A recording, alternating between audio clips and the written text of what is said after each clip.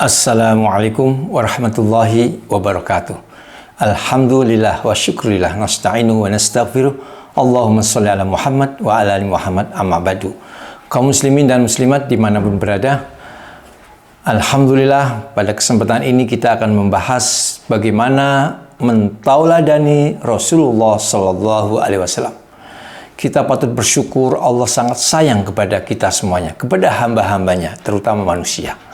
Maka Allah berikan bentuk manusia itu sebagaimana bentuk yang terbaik. Laqad khalaqnal insana fi ahsani taqwim. Sesungguhnya kami ciptakan manusia dengan sebaik-baik bentuk. Kemudian Allah berikan petunjuk Al-Quran. Dzalikal kitab la raiba fihi hudal lil muttaqin. Tidak ada keraguan di dalamnya sebagai petunjuk orang-orang yang bertakwa. Artinya kita diharapkan untuk bisa menjadi orang-orang yang bertakwa. Dan untuk menjadi orang-orang yang bertakwa, Allah berikan tauladan dengan Nabi Muhammad Sallallahu Alaihi Wasallam sebagai Rasulullah yang memberikan contoh-contoh sekaligus memberikan bimbingan, memberikan arahan, petunjuk secara amaliyah, secara lisan, dan secara takrir, isyarat-isyarat. Dan menjadi kita semuanya untuk bisa bagaimana untuk menjadi orang yang bertakwa. Maka Allah pun menyempurnakan Rasulullah dengan akhlak yang paling mulia. Innaka la'ala khuluqin azim. Engkau ya Muhammad memiliki akhlak yang mulia. Laqad kana lakum fi Rasulillah uswatun hasanah. Sesungguhnya di dalam diri Rasulullah adalah suri teladan. Liman kana yarjullaha wal yaumal akhir wa dzakarallaha katsiran. Maka barang siapa yang mengharap Allah dan hari akhir, berzikirlah sebanyak-banyaknya. Ini kalimat ini juga menyertai bahwa zikir ini hendaknya selalu melekat. Maka tidak ada salahnya di sela-sela zikir kita juga bersolawat kepada Nabi. Maka sesungguhnya rasa syukur kita ini betul-betul kita ungkapkan dengan bagaimana mentauladani apa-apa yang Rasulullah contohkan kepada kita. Apa Rasulullah bagaimana menjadi hamba yang mulia, hamba yang pandai bersyukur. Ini sebagaimana digambarkan oleh Aisyah. Wa ana Aisyah radhiyallahu anha qalat kana Nabi sallallahu alaihi wasallam yaqumu minal lail hatta tatafattara qadamuhu. Jadi Rasulullah bangun yaqumul lail berarti melaksanakan sholat di waktu malam sampai kakinya bengkak-bengkak, bengkak pecah-pecah. Faqalat lahu, maka Aisyah berkata kepada Rasulullah, lima tasna'u hadza ya Rasulullah wa qad ghafara laka ma taqaddama min dzambik wa ma ta'akhkhar. Kenapa engkau lakukan ini ya Rasulullah?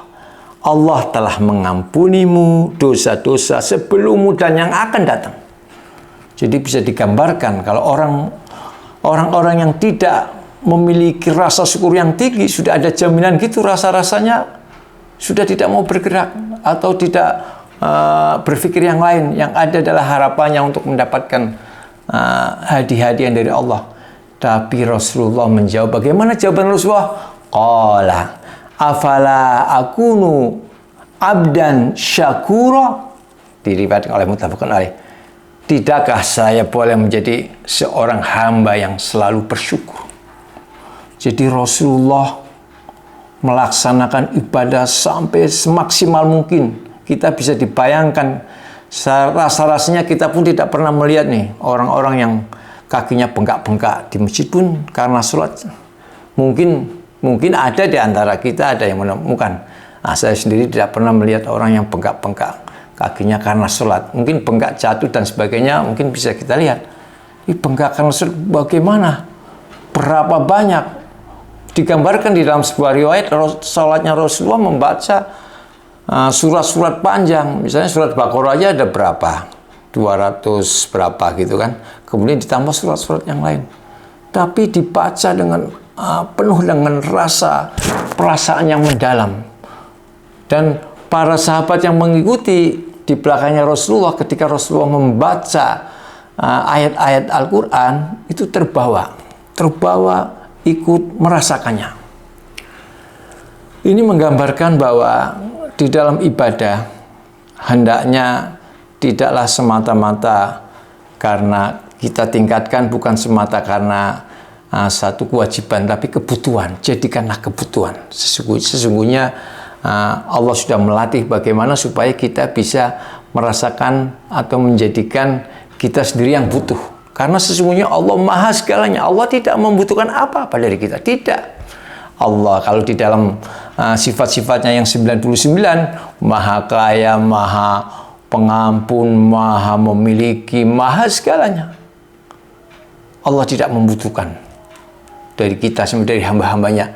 Tetapi semata-mata dengan kasih sayangnya Ar-Rahman Ar-Rahim Allah, maka mengarahkan, mendidik, memberikan petunjuk agar manusia bisa menjadikan hamba yang pandai bersyukur, sehingga Allah akan memberikan keridhaan yang luar biasa. Dan Allah siapkan Jannatul Naim, Jannatul Firdaus. Allah siapkan ini untuk hambanya. Ini akhlak Rasulullah sebagai hamba, yang orang-orang yang pandai bersyukur. Ada akhlak yang dicontohkan sebagaimana tadi suri Tauladan. Sebenarnya figur-figur akhlak Rasulullah sebagai anak yang baik, pemuda yang bijak, menjadi seorang tua, menjadi pemimpin, menjadi peran-peran apa saja ada di dalam Rasulullah. Bagaimana sholatnya Rasulullah, bagaimana Rasulullah menjalankan perintah-perintah Allah, ini semuanya hulukul Quran. Sejujurnya akhlaknya Rasulullah ada di dalam Al-Quran. Di samping itu sebagaimana yang petunjuk-petunjuk langsung dan Rasulullah sampaikan melalui perintah-perintahnya, amaliyahnya, ucapannya dan takrirnya, itu yang disebut dalam sebuah riwayat di dalam hadis-hadis yang sudah terkumpul. Ini juga menjadi suri Tauladan. Kemudian bagaimana akhlak Rasulullah kepada keluarga? Khairukum li ahlihi wa ana khairun li ahli. Ini diriwayatkan oleh Tirmidzi. Jadilah kalian semuanya menjadi yang terbaik untuk keluarga kalian. Dan saya, kata Allah, kata Rasulullah, ana khairukum li ahli. Saya orang yang terbaik di antara kalian untuk keluargaku. Dan ini dibuktikan.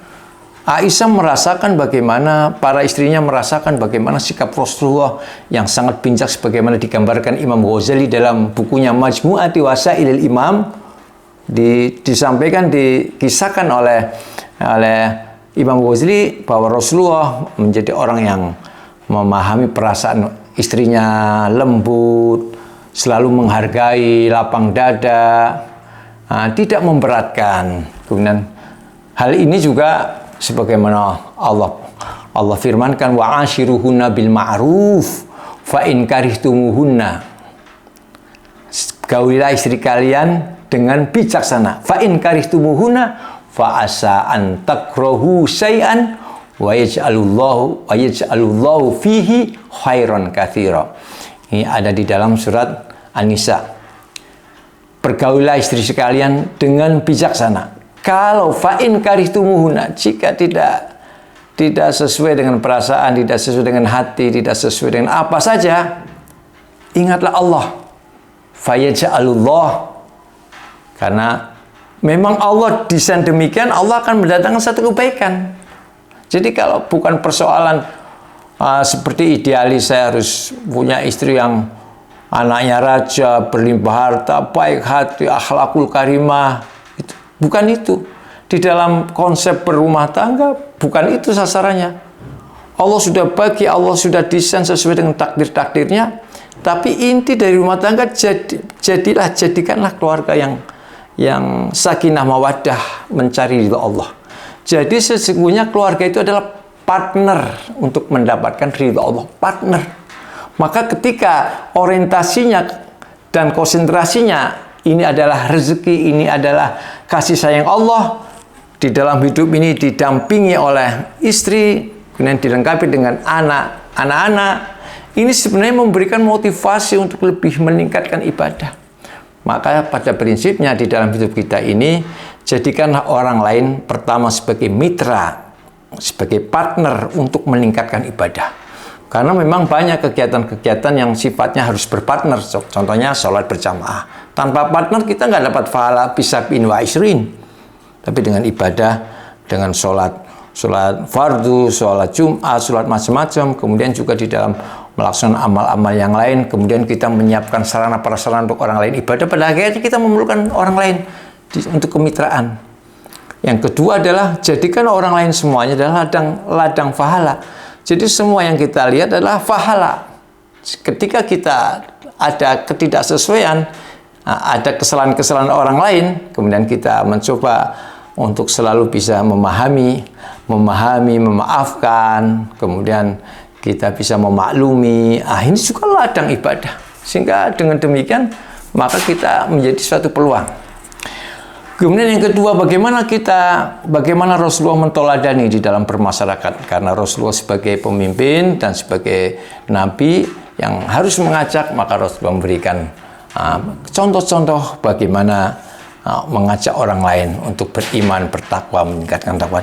Sebagaimana di dalam surat An-Nahl, ud'u ila sabil rabbika bil hikmah wal mau'izatil hasanah wajadilhum billati hiya ahsan. Ajaklah orang lain untuk ke jalan Allah dengan cara hikmah yang terbaik dan cara yang menyenangkan. Supaya kita bisa mendapatkan cara yang menyenangkan, kita perlu menyiapkan kemampuan. Bukan asal kita mengajak bisa-bisa malah menyinggung, menyakiti, tapi kita perlu langkah-langkah strategis. Disitulah keberuntungan. Maka mandalala khairin falahu ajrun mislu ajri fa'ili. Barang siapa mengajak kebaikan orang lain, dia akan mendapatkan sebesar pahala itu. Karena memang tidak mudah, maka kita perlu semangat, punya kemampuan, punya strategi bagaimana orang lain tidak tersinggung, merasa senang, tergugah. Pada prinsipnya tergugah. Kita hanya menyampaikan. Karena dengan tergugah ini mudah-mudahan dia mendapat petunjuk dari Allah. Pada hakikatnya adalah semuanya ada hidayah Allah. Namun kewajiban kita adalah kita membuatkan inspirasi, menggugah supaya mereka tergugah, sehingga dengan demikian mereka akan terpanggil bagaimana mengikuti dakwah Rasulullah. Apalagi di dalam dunia IT yang sekarang semakin berkembang, semakin maju, kemudian untuk mendapatkan pengetahuan, untuk memunculkan inspirasi positif itu sangat mudah. Tinggal kita mendorong, menggugah. Kemudian yang terakhir adalah kita pandai-pandai bersyukur kepada Allah, berterima kasih kepada Rasulullah yang telah membimbing kita, mengarahkan kita menjadi teladan. Man sholla alayya sholatan wahidah sallallahu alaihi asyra salawatin wa khuttat anhu asyra khati'atin wa rafa'at lahu asyra darajat. Ini ada diriwayatkan oleh An-Nasa. Jadi barang siapa yang bersolawat 1 kali saja, maka Allah akan memberikan solawat 10 kali, dan Allah akan memberikan menghapus 10 kesalahan dan memberikan 10 derajat. Innallaha wa malaikatahu yusholluna 'alan nabi ya ayyuhalladzina amanu shallu 'alaihi wa sallimu taslima. Sebagaimana Allah memberikan langsung bagaimana kita untuk bisa tergugah untuk bersolawat, untuk memberikan solawat. Maka di sela-sela zikir kita, sambil berdiri, duduk, berbaring, kita selingi solawat. Mari yang belum terbiasa untuk bersolawat, mari kita perbanyak solawat. Yakinilah, karena ini juga petunjuk Allah. Demikian, mudah-mudahan ada manfaatnya. Assalamualaikum warahmatullahi wabarakatuh.